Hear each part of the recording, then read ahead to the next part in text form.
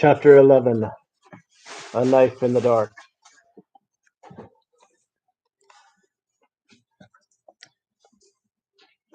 As they prepared to sleep in the inn at Bree, darkness lay on Buckland. A mist strayed in the dells and along the river banks. The house at Crick Hollow stood silent. Fatty Bolger opened the door cautiously and peered out. A feeling of fear had been growing on him all day. He was unable to rest or to go to bed. There was a brooding threat in the breathless night air. As he stared out into the gloom, a black shadow moved under the trees.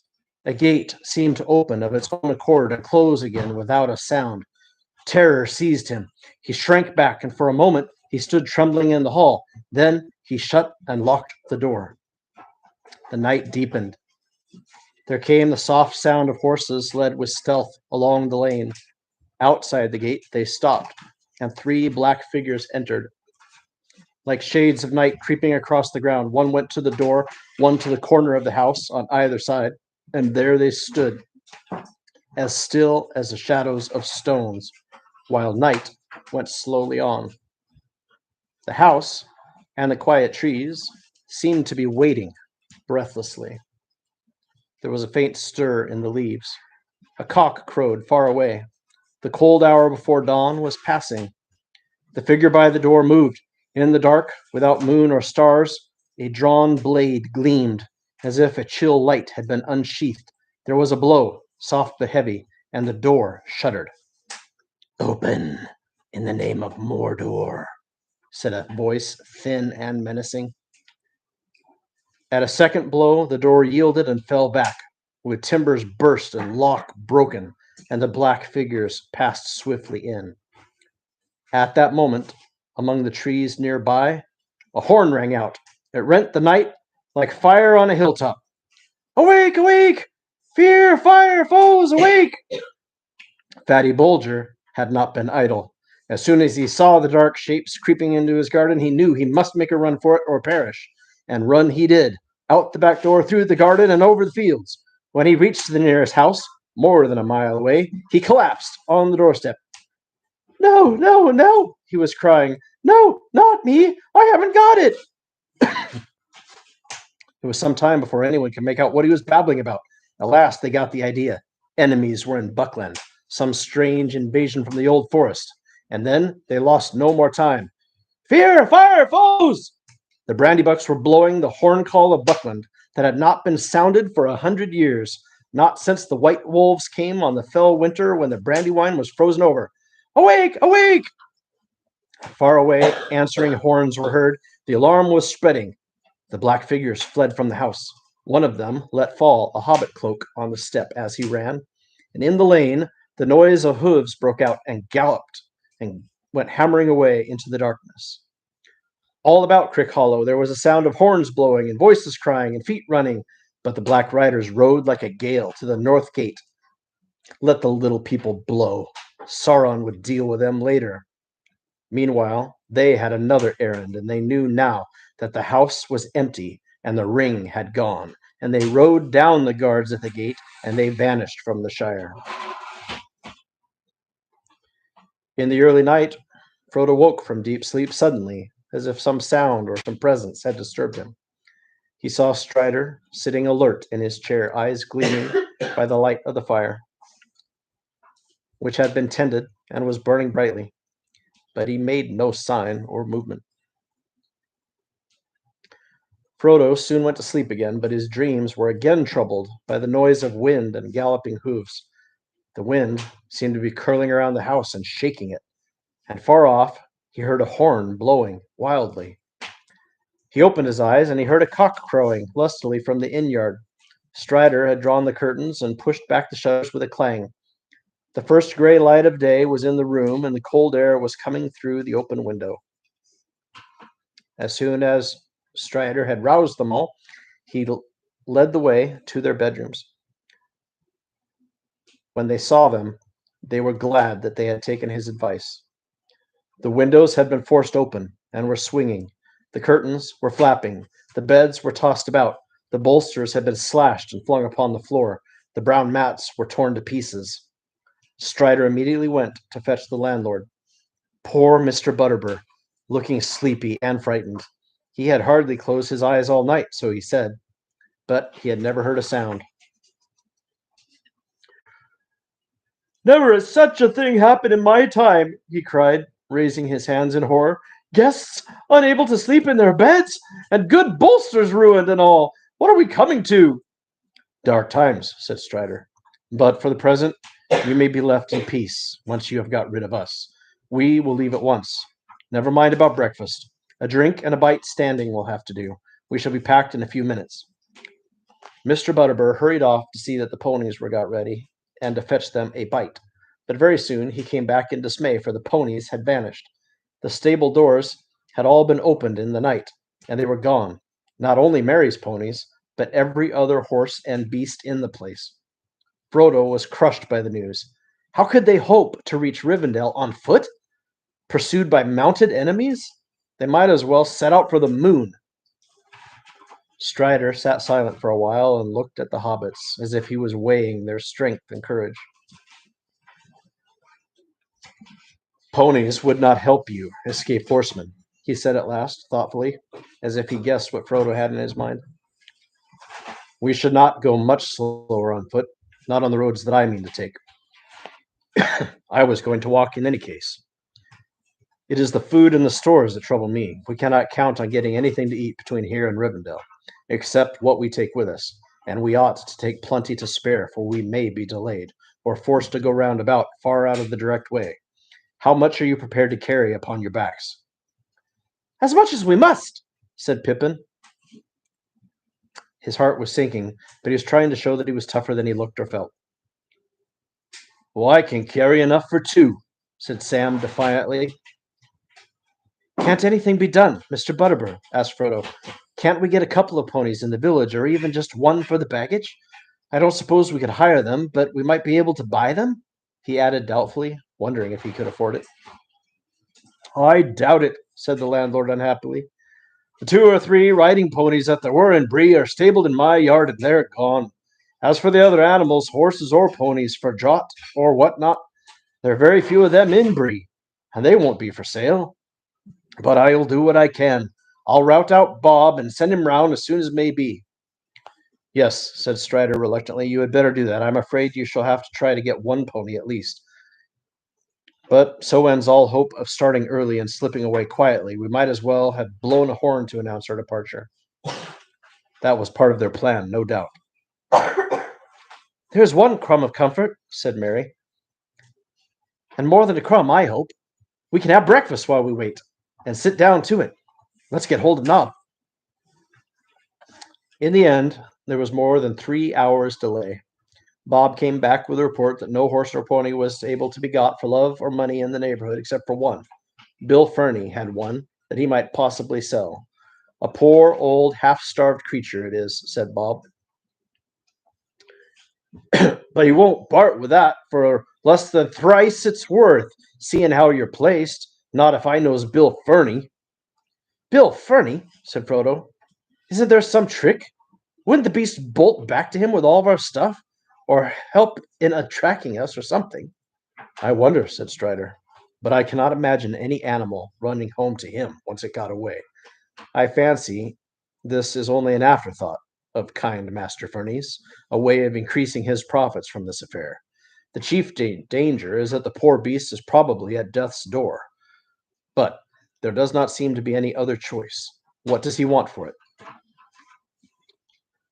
Bill Fernie's price was 12 silver pennies, and that was indeed at least 3 times the pony's value in those parts. It proved to be a bony, underfed, dispirited animal, but it did not look like dying just yet. Mr. Butterbur paid for it himself and offered Mary another 18 pence as some compensation for his lost animals. He was an honest man, and well off, as things were reckoned in Bree. But 30 silver pennies was a sore blow to him, and being cheated by Bill Fernie made it harder to bear. As a matter of fact, he came out on the right side in the end, for it turned out later that only one horse had actually been stolen. The others had been driven off or bolted in terror, and they were found wandering in different corners of the Bree land.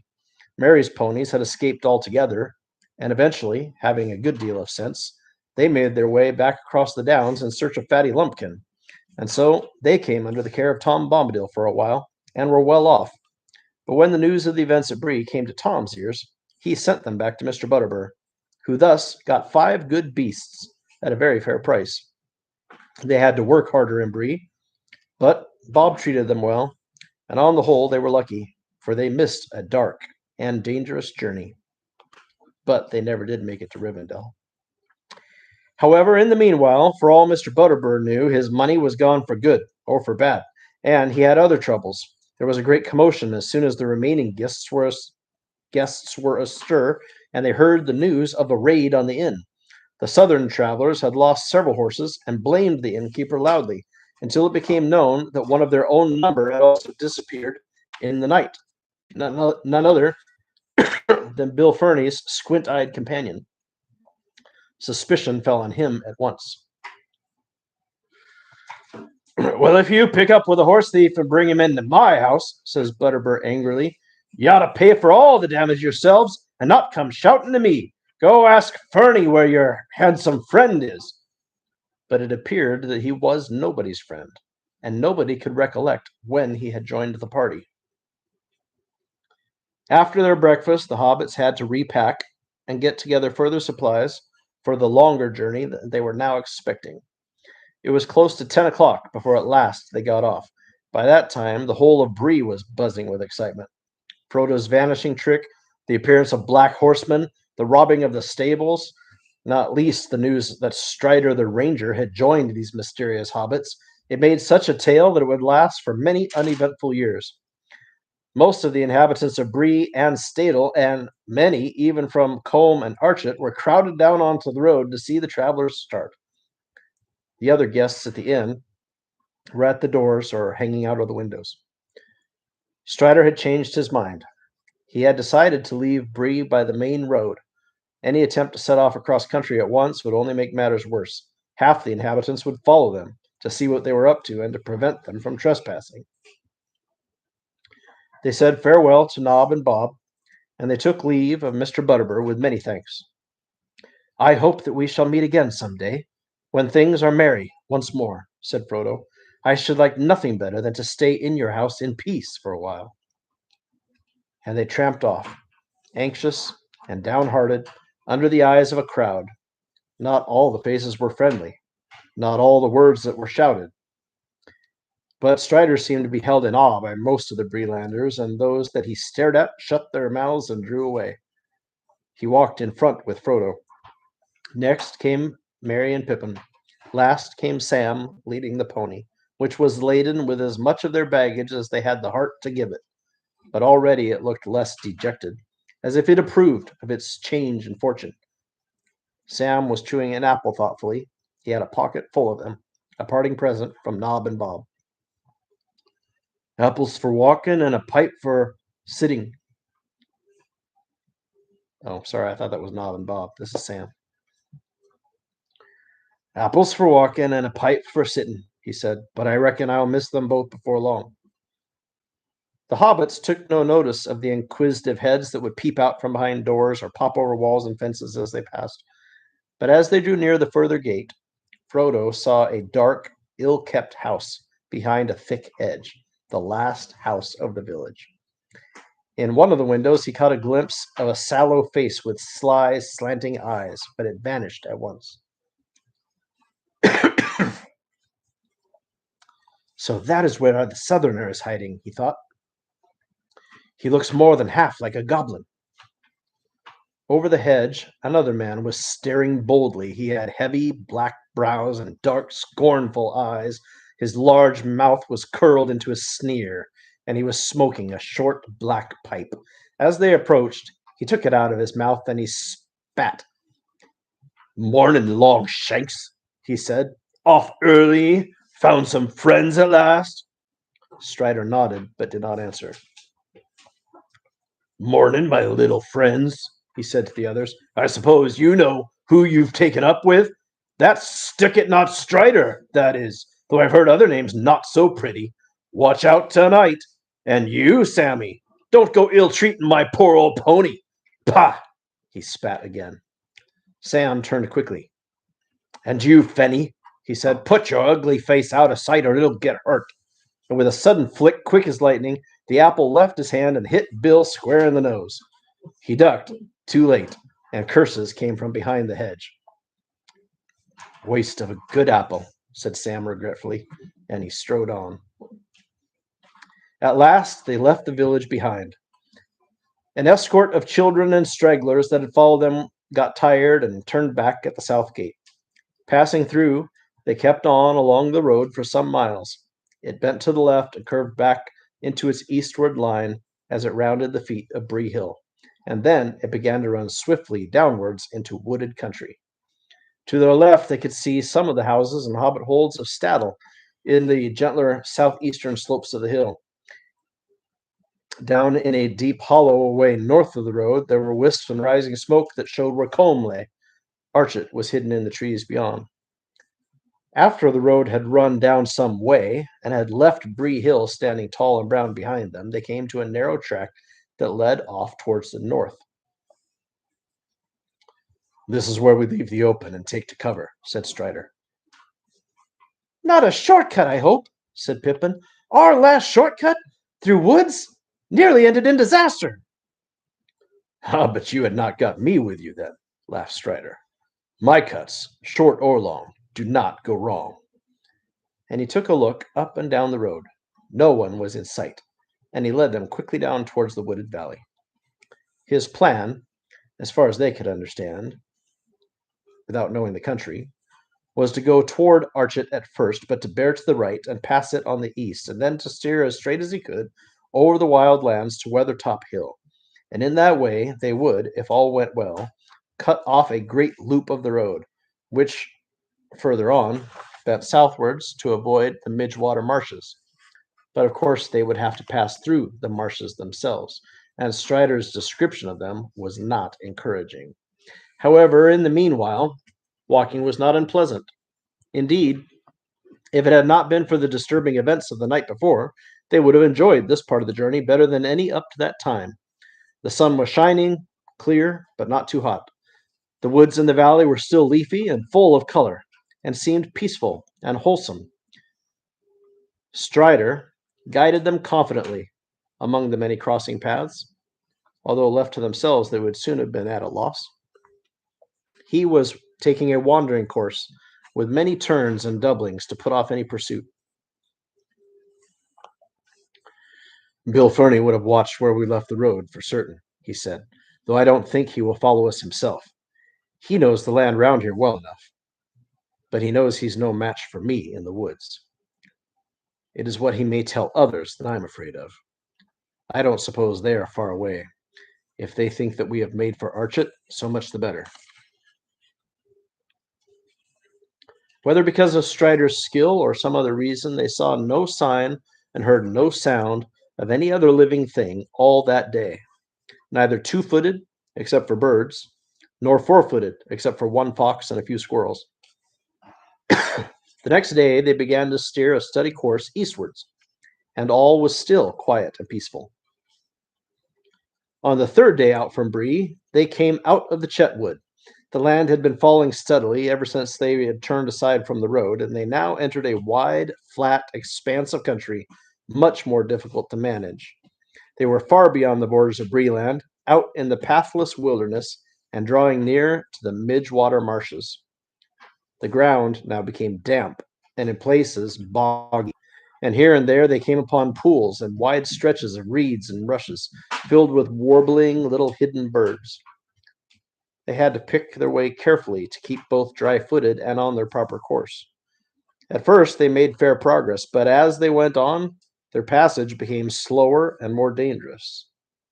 The marshes were bewildering and treacherous.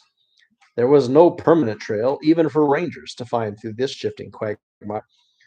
The flies began to torment them, and the air was full of clouds of tiny midges that crept up their sleeves and breeches and into their hair. I am being eaten alive, cried Pippin. Midgewater! There's more midges here than water. What do they live on when they can't get hobbit? Asked Sam, scratching his neck.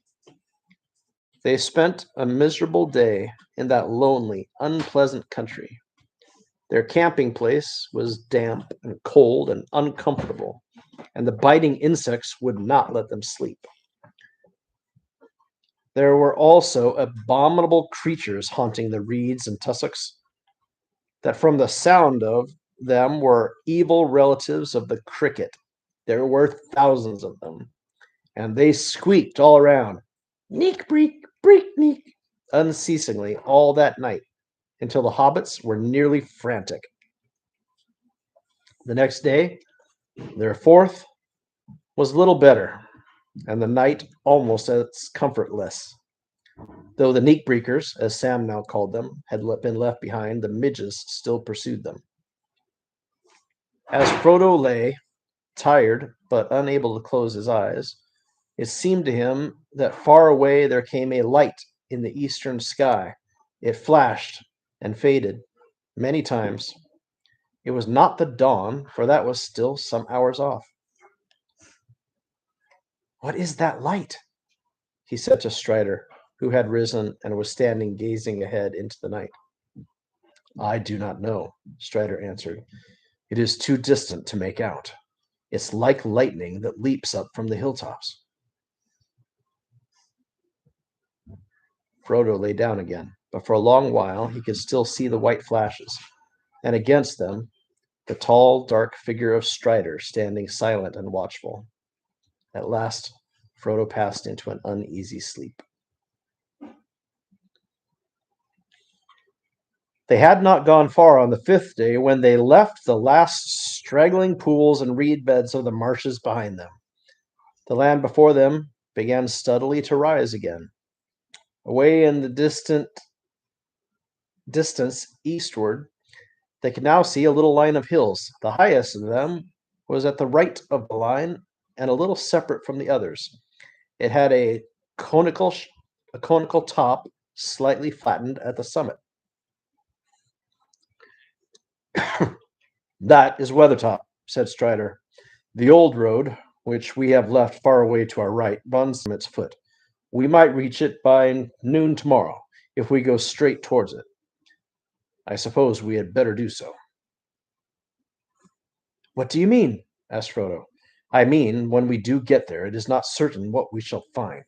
It is close to the road." "But surely we are hoping to find Gandalf there." "Yes, but that hope is faint. If he comes this way at all, he may not pass through Bree, so he may not even know what we are doing. And anyway, unless by luck we arrive almost together, we shall miss one another, and it will not be safe for him to wait for us long there. If the riders fail to find us in the wilderness, they are likely to make for Weathertop themselves. It commands a wide view all around. Indeed, there are many birds and beasts in this country that could see us as we stand here from that hilltop. And not all the birds are to be trusted, and there are other spies more evil than they are." The hobbits looked anxiously at the distant hills. Sam looked up into the pale sky, fearing to see hawks or eagles hovering over them with bright and unfriendly eyes. "You do make me feel uncomfortable and lonesome, Strider," he said. "What do you advise us to do?" asked Frodo. "Well, I think," answered Strider slowly, as if he was not quite sure, "I think it is the best thing to go as straight eastward from here as we can, to make for the line of hills, not for Weathertop. There we can strike a path that I know which runs along their feet. It will bring us to Weathertop from the north, less openly, and then we shall see what we shall see." All that day they plodded along until the cold early evening came down.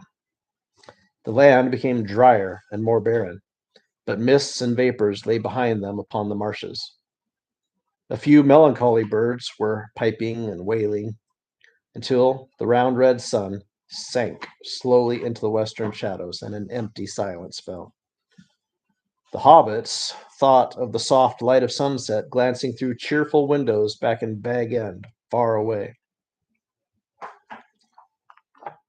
At the day's end, they came to a stream, which wandered down from the hills to lose itself into the stagnant marshland, and they went up along its bank while the light lasted.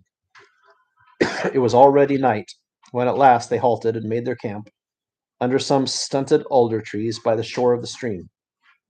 Ahead, there loomed now against the dusky sky bleak, treeless backs of the hills. That night they set a watch, and Strider, it seemed, did not sleep at all. The moon was waxing, and in the early night hours a cold light lay across the land. The next morning they set out again soon after sunrise. There was frost in the air, and the sky was a pale, clear blue. The hobbits felt refreshed as if they had had a night of unbroken sleep. Already they were getting used to so much walking on short commons, short at any rate than what in the Shire they would have thought barely enough to keep them on their legs. Pippin declared that Frodo was looking twice the hobbit he had been. Well, very odd, said Frodo, tightening his belt, considering that there's actually a good deal less of me. I hope the thinning process will not go on indefinitely, or I shall become a wraith. Do not speak of such things, said Strider quickly, with surprising earnestness. The hills drew nearer. They made an undulating ridge, often rising almost to 1,000 feet, and here and there falling again to low clefts or passes leading into the eastern land beyond. Along the crest of the ridge, the hobbits could see what looked like the remains of green-grown walls and dikes. And in the clefts, there still stood ruins of old works of stone.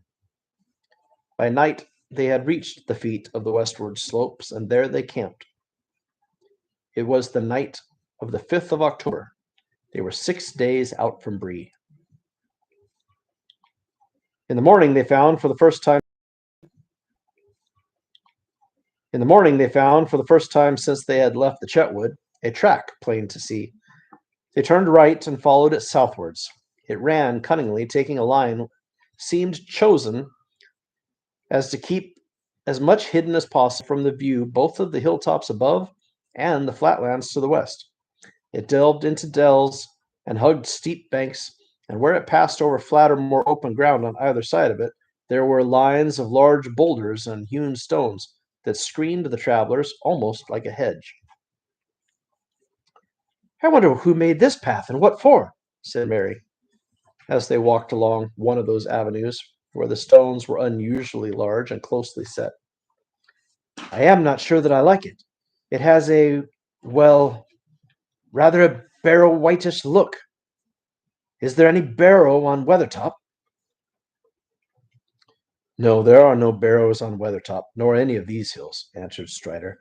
The men of the West did not live here, though in the latter days they defended the hills for a while against the evil that came out of Angmar. This path was made to serve the forts along the wall.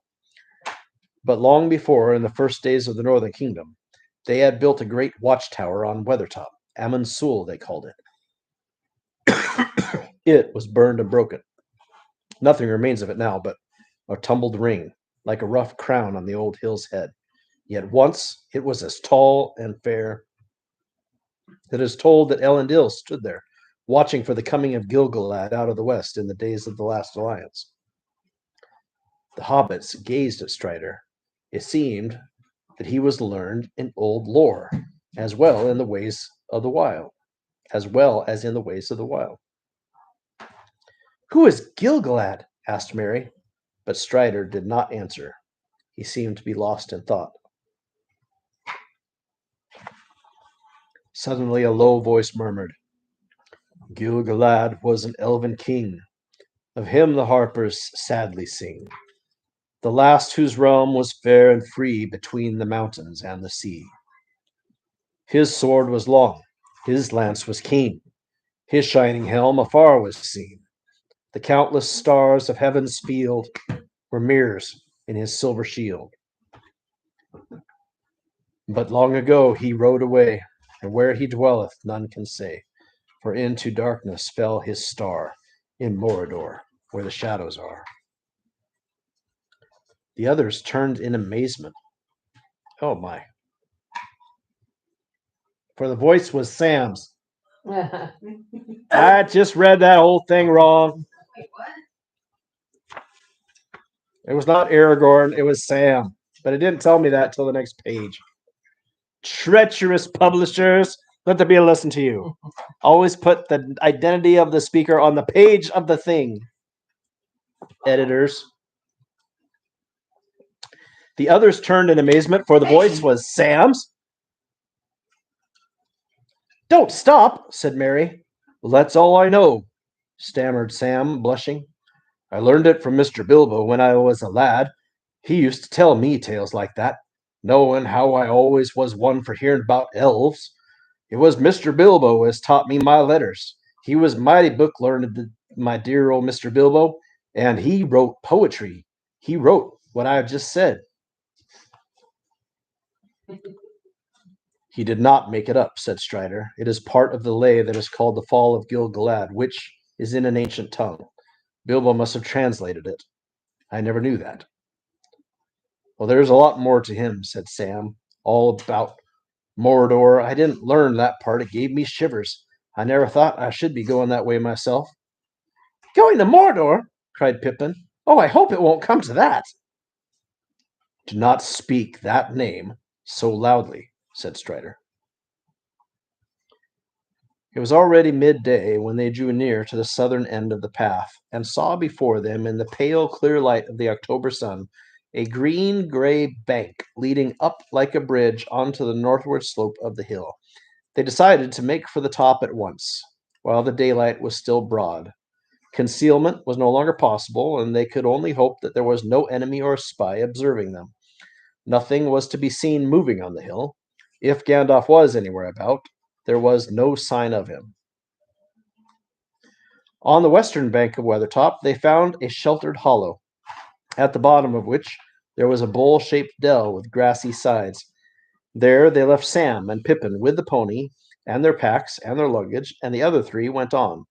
After half an hour's plodding climb, Strider reached the crown of the hill. Frodo and Merry followed, tired and breathless. The last slope had been steep and rocky. On the top they found, as Strider had said, a wide ring of ancient stonework now crumbling and covered with age-long grass. But in the center, a cairn of broken stones had been piled. They were blackened, as if with fire. About them, the turf was burned to the roots, and all within the ring of grass was scorched and shriveled, as if flames had swept the hilltop. But there was no sign of any living thing. Standing upon the rim of the ruined circle, they saw all round below them a wide prospect, for the most part of lands empty and featureless, except for patches of woodland away to the south, beyond which they caught here and there the glints of distant water. Beneath them, on the southern side, there ran like a ribbon the old road, coming out of the west, winding up and down until it faded behind a ridge of dark land to the east. Nothing was moving on it. Following its line eastward with their eyes, they saw the mountains. The nearer foothills were brown and somber, and behind them stood taller shapes of gray, and behind those again were high white peaks glimmering amongst the clouds.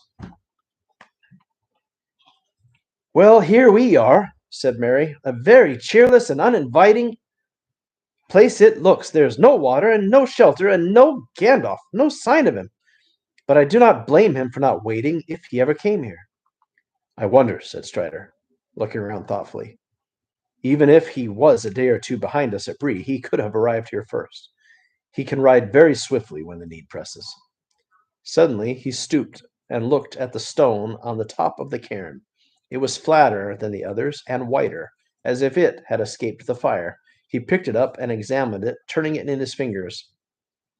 This has been handled recently, he said. What do you think of these marks?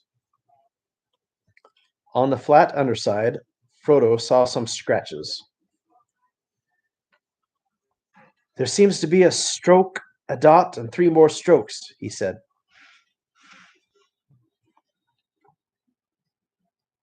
The stroke on the left might be the G rune with thin branches, said Strider. It might be a sign left by Gandalf, though one cannot be sure. The scratches are fine, and they certainly look fresh. But the marks might mean something quite different and have nothing to do with us. Rangers use runes, and they come here sometimes.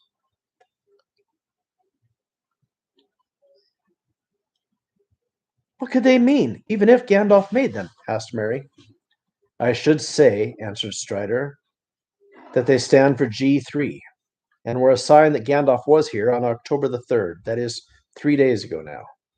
It would also show that he was in a hurry, and that danger was at hand, so there was no time, and he did not dare to write anything longer or plainer. If that is so, we must be wary. Well, I wish you could feel sure that he made these marks, whatever they may mean, said Frodo. It would be a great comfort to know that he was on the way, in front of us or behind us. Perhaps, said Strider. For myself, I believe that he was here, and that he was in danger. There have been scorching flames here, and now the light that we saw 3 nights ago in the eastern sky comes back to my mind. I guess he was attacked on this hilltop, but with the result I cannot tell. Here, though he is here no longer, and we must now look after ourselves and make our own way to Rivendell as best we can. How far is Rivendell? Asked Mary, gazing around wearily. The world looked wide and wild from Weathertop.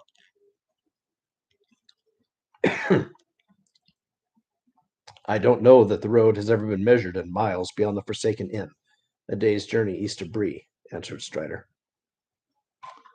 Some say it is so far, and some say otherwise. It is a strange road, and folk are glad to reach their journey's end, whether the time is long or short. But I know how long it would take me on my own feet, with fair weather and no ill fortune. 12 days from here to the ford of the Bruinen,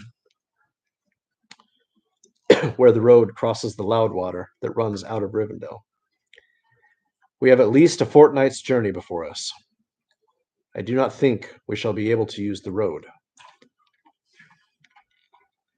A fortnight, said Frodo. A lot may happen in that time. It may, said Strider. Okay, so you young people, who knows what a fortnight is? 2 or 3 weeks. 2 weeks, half a month. The time that it takes the moon to go from full to new or from new to full. They stood for a while, silent on the hilltop near its southward edge, and in that lonely place Frodo for the first time fully realized his homelessness and his danger. He wished bitterly that his fortune had left him in the quiet of his beloved Shire. He stared down at the hateful road leading back westward to his home. Suddenly he was aware of 2 black specks moving slowly along it, going westward, and looking again, he saw 3 others were creeping eastward to meet them. He gave a cry, and he clutched Strider's arm. Look, he said, pointing downwards. At once Strider flung himself to the ground behind the ruined circle, pulling Frodo down beside him. Merry threw himself alongside. What is it? He whispered. I do not know, but I fear the worst, answered Strider. Slowly they crawled up to the edge of the ring again, and peered through the cleft between 2 of the jagged stones. The light was no longer bright, for the clear morning had faded. The clouds were creeping out of the east and had overtaken the sun as it began to go down. They could still all see the black specks, but neither Frodo nor Merry could make out their shapes for certain. Yet something told them that there, far below, were black riders, assembling on the road beyond the foot of the hill. Yes, Strider said, whose keener sight left him with no doubt. The enemy is here. Hastily they crept away and slipped down the north side of the hill to find their companions. Sam and Peregrine had not been idle. They had explored the small dell and the surrounding slope, and not far away they found a spring of clear water in the hillside, and near it footprints not more than a day or 2 old. In the dell itself they found recent traces of a fire and other signs of a hasty camp. There were some fallen rocks on the edge of the dell nearest to the hill. Behind them, Sam came upon a small store of firewood, neatly stacked. Well, I wonder if old Gandalf has been here, he said to Pippin. Whoever has Whoever it was put this stuff. Meant to come back, it seems. Strider was greatly interested in these discoveries. I wish I had waited and explored this ground down here myself, he said, hurrying off to the spring to examine the footprints. It's just as I feared, he said when he came back. Sam and Pippin have trampled the soft ground, and the marks are all spoiled or confused. Rangers have been here lately. It is they who left the firewood behind. But there are also several newer tracks that were not made by rangers. At least one set was made only a day or two ago by heavy boots. At least one. I cannot now be certain, but I think there were many booted feet. He paused and stood in anxious thought. Each of the hobbits saw in his mind a vision of the cloaked and booted riders. If the horsemen had already found the dell, the sooner Strider led them somewhere else, the better. Sam viewed the hollow with great dislike, now that he heard news of enemies on the road only a few miles away. Hadn't we better clear out quick, Mr. Strider? He asked impatiently. It's getting late, and I don't like this hold. It makes my heart sink somehow. Yes, we must certainly decide what to do at once, answered Strider, looking up and considering the time and the weather. Well, Sam, he said at last, I do not like this place either, but I cannot think of anywhere better that we could reach before nightfall. At least we are out of sight for the moment. If we moved, we should be much more likely to be seen by spies. All we could do would be to go right out of our way back to the north on this side of the line of hills, where the land is all much the same as it is here. The road is watched, but we would have to cross it if we tried to take cover in the thickets away to the south. On the north side, the road beyond the hills, and the country is bare and flat for miles. Can the riders see? Asked Mary. I mean, they seem usually to have used their noses rather than their eyes, smelling for us, if smelling is the right word, at least in the daylight. But you made us lie down flat when you saw them down below, and now you're talking about being seen if we move. I was too careless on the hilltop, answered Strider. I was very anxious to see some sign of Gandalf, but it was a mistake for three of us to go up and stand there for so long.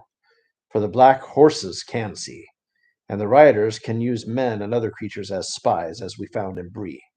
They themselves do not see the world of light as we do, but our shapes cast shadows into their minds, which only the noon sun destroys. And in the dark, they perceive many signs and forms that are hidden from us. Then they are most to be feared, and at all times they smell the blood of living things, desiring and hating it. Senses, too, there are other than sight and smell. We can feel their presence. It troubles our hearts as soon as we came here, before we saw them. They feel ours more keenly. Also, he added, and his voice sank to a whisper, the ring draws them. Is there no escape, then? Said Frodo, looking round wildly. If I move, I shall be seen and hunted, and if I stay, I shall draw them to me? Strider laid his hand on his shoulder. There is still hope, he said. You are not alone. Let us take this wood that is set for the fire as a sign. There is little shelter and defense here, but fire shall serve for both. Sauron can put fire to his evil uses, but as he can all things. But these riders do not love it, and fear those who wield it. Fire is our friend in the wilderness. Maybe, muttered Sam, but it's also a good way of saying here we are, as I can think of, bar shouting. Down in the lowest and most sheltered corner of the dell, they lit a fire and prepared a meal. The shade of evening began to fall, and it grew cold. They were suddenly aware of great hunger, for they had not eaten anything since breakfast, but they dared not make more than a frugal supper. The lands ahead were empty of all save birds and beasts, unfriendly places deserted by all the races of the world. Rangers passed at times beyond the hills, but they were few, and they did not stay. Other wanderers were rare and of an evil sort. Trolls might stray down at times out of the northern valleys of the Misty Mountains. Only on the road would travelers be found, most often dwarves, hurrying along on business of their own, with no help and few words to spare for strangers. I don't see how our food can be made to last, said Frodo. We've been careful enough in the last few days, but this supper is no feast, and we have used far more than we ought. If we have 2 weeks still to go, and perhaps more. There is food in the wild, said Strider. Berry, root, herb, and I have some skill as a hunter at need. You need not be afraid of starving before winter comes. But gathering and catching food is long, weary work, and we need haste. So tighten your belts and think with hope of the tables of Elrond's house. The cold increased as darkness came on. Peering out from the edge of the dell, they could see nothing but a gray land now vanishing quickly into shadows. The sky above cleared again and was slowly filling with twinkling stars. Frodo and his companions huddled around the fire, wrapped in every garment and blanket they possessed, but Strider was content with a single cloak, and he sat a little apart, drawing thoughtfully on his pipe.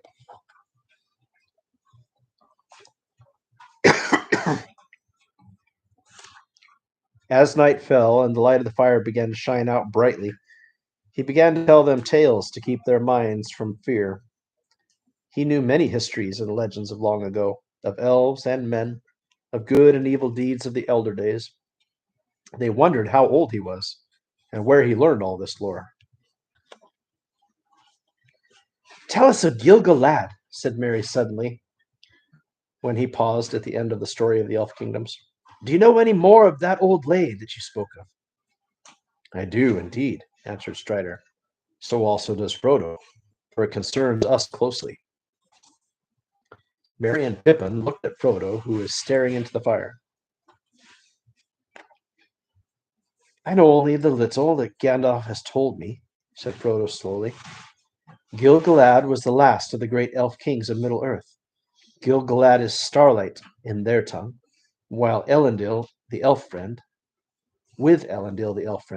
he went to the land of... No, said Strider, interrupting. I do not think that tale should be told now, with the servants of the enemy, so close at hand. If we win through to the house of Elrond, you may hear it there, told in full. Then tell us some other tale of the old days, begged Sam. A tale about elves before the fading time. I would dearly like to hear more about elves. The dark seems to press round so close. I will tell you the tale of Tinuviel, said Strider, in brief, for it is a long tale, of which the end is not known, and there are none now, except Elrond, that remember it aright as it was told of old. It is a fair tale, though it is sad, as are all the tales of Middle-earth, and yet it might lift your hearts. He was silent for some time, and then he began not to speak, but to chant softly. The leaves were long, the grass was green, the hemlock umbels tall and fair, and in the glade a light was seen of stars in shadow shimmering. Tinuviel was dancing there to music of a pipe unseen, and light of stars was in her hair and in her raiment glimmering. Then Beren came from mountains cold, and lost he wandered under leaves, and where the elven river rolled he walked alone and sorrowing. He peered between the hemlock leaves and saw in wonder flowers of gold upon her mantle and her sleeves, and her hair like shadow following. Enchantment healed his weary feet that over hills were doomed to roam, and forth he hastened strong and fleet, and grasped at moonbeams glistening through woven woods in elven home. She lightly fled on dancing feet and left him lonely, still to roam, in the silent forest listening. He heard there oft the flying sound of feet as light as linden leaves, of music welling underground, of hidden hollows quavering. Now withered lay the hemlock sheaves, and one by one, with sighing sound, whispering fell the beechen leaves, in the wintry woodland wavering. He sought her ever, wandering far, where leaves of years were thickly strewn, by light of moon and ray of star and frosty heavens shivering, her mantle glinted in the moon, as on a hilltop high and far. She danced, and at her feet was strewn a mist of silver quivering. When winter passed, she came again, and her song released the sudden spring, like rising lark and falling rain and melting water bubbling. And he saw the elven flowers spring about her feet, and healed again he longed by her to dance and sing upon the grass untroubling. Again she fled. Swift he came. Tenuviel, Tenuviel, he called her by her elvish name. And there she halted, listening. One moment stood she, and a spell his voice laid on her, barren came, and doom fell on Tenuviel, that in his arms lay glistening. As Baron looked into her eyes, with the shadows of her hair, the trembling starlight of the skies, he saw them mirrored shimmering. Tenuviel, the elven fair, immortal maiden, elven wise, about him cast her shadowy hair, and arms like silver glimmering. Long was the way that fate them bore, o'er stony mountains cold and gray, through halls of iron and darkling doors, and woods of nightshade marvelous. The sundering seas between them lay, and yet at last they met once more, and long ago they passed away in the forest, singing sorrowless. Strider sighed and paused before he spoke again. That is a song, he said, in the mode that is called Antonoth amongst the elves.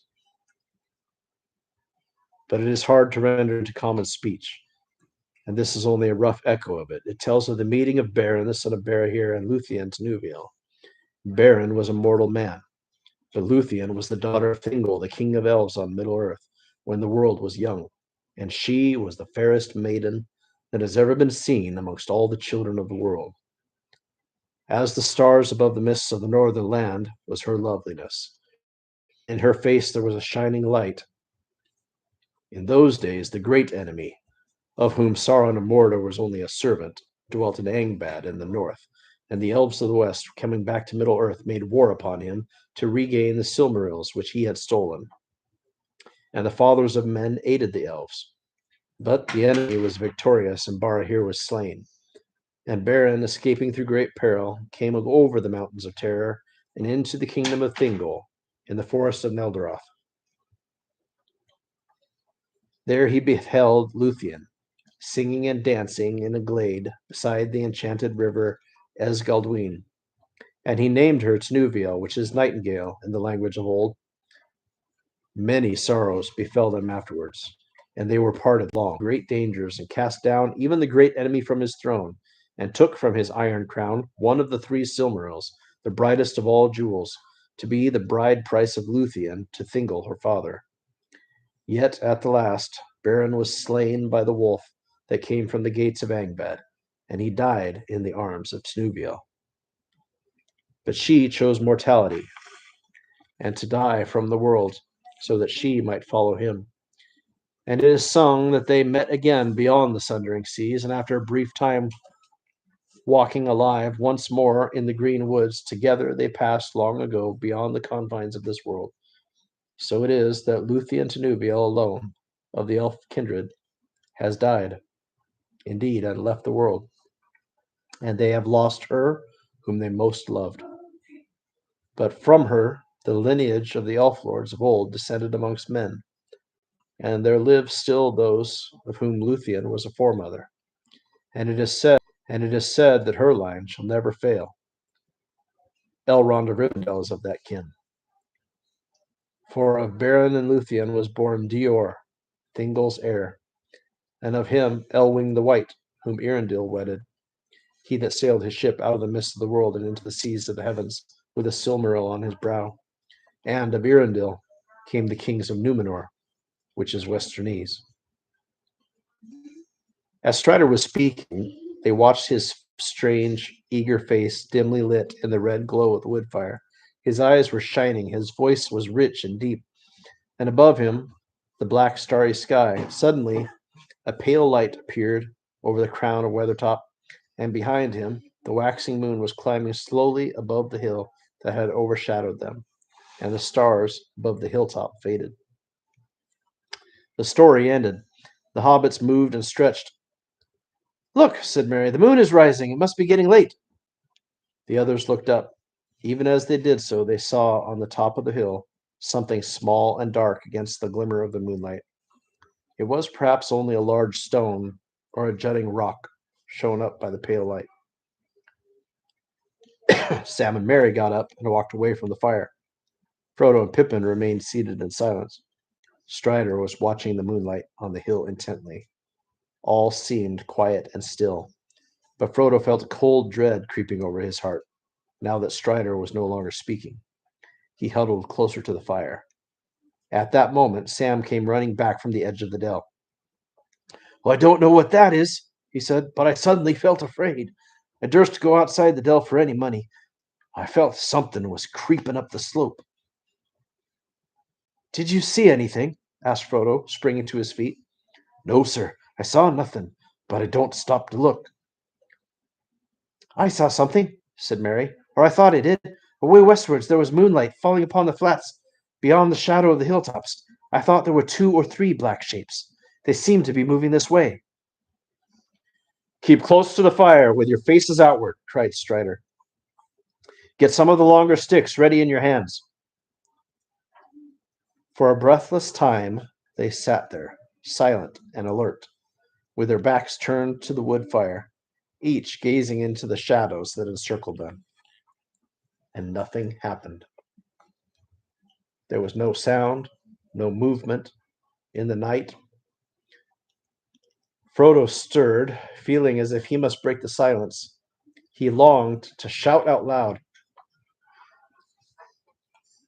"Hush," whispered Strider.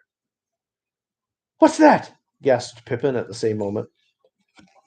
Over the lip of the little dell, on the side away from the hill, they felt, rather than saw, a shadow rise. One shadow or more than one. They strained their eyes, and the shadows seemed to grow. Soon there could be no doubt. 3 or 4 tall black figures were standing there on the slope, looking down on them. So black were they that they seemed like black holes in the deep shade around them. Frodo thought that he heard a faint hiss, like a venomous breath, and felt a thin, piercing chill. And then the shapes slowly advanced.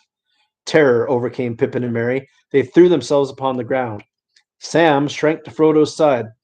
Frodo was hardly less terrified than his companions. He was quaking as if it was bitter cold, but his terror was swallowed up with a sudden temptation to put on the ring. The desire to do this laid a hold of him. He could think of nothing else. He did not forget the barrow, nor the message of Gandalf, but something seemed to be compelling him to disregard all the warnings, and he longed to yield, not with the hope of escape or of doing anything either good or bad. He simply felt that he must take the ring and put it on his finger. He could not speak. He felt Sam looking at him, as if he knew that his master was in some great trouble, but he could not turn towards him. He shut his eyes and struggled for a while, but resistance became unbearable, and at last he slowly drew out the chain and slipped the ring onto the forefinger of his left hand. Immediately, though everything else remained as before, dim and dark, the shapes became terribly clear. He was able to see beneath their black wrappings. There were 5 tall figures, 2 standing on the lip of the dell, 3 advancing. In their white faces burned keen, merciless eyes. Under their mantles, they were wearing long gray robes. Upon their gray hair were helms of silver. In their haggard hands were swords of steel. Their eyes fell on him and pierced him as they rushed towards him. Desperate, he drew his own sword, and it seemed to him that it flickered red as if it were a firebrand. 2 of the figures halted. The third was taller than the others. His hair was long and gleaming, and on his helm was a crown. In one hand he held a long sword, and in the other a knife. Both the knife and the hand that held it glowed with a pale light. He sprang forward and bore down on Frodo. At that moment, Frodo threw himself forward onto the ground, and he heard himself crying aloud, "O Elbereth! Gathaniel!" And at the same time, he struck at the feet of his enemy. A shrill cry rang out in the night, and he felt a pain like a dart of poison ice pierce his left shoulder. Even as he swooned, he caught, as through a swirling mist, a glimpse of Strider leaping into the darkness with flaming brands of wood in either hand. With a last effort, Frodo, dropping his sword, slipped the ring from his finger and closed his right hand tightly upon it. Wow, that was a long chapter. Mm-hmm. I was thinking we were going to finish chapter 11 and chapter 12, and that would be the end of book 1. But after an hour long of reading, I think we have to stop with just chapter 11, The Knife in the Dark. Chapter 12, Flight to the Ford, is coming up. And I don't even know if you guys know who is coming up. And I don't even know if you guys know who Glorfindel is. Oh. But you'll find out.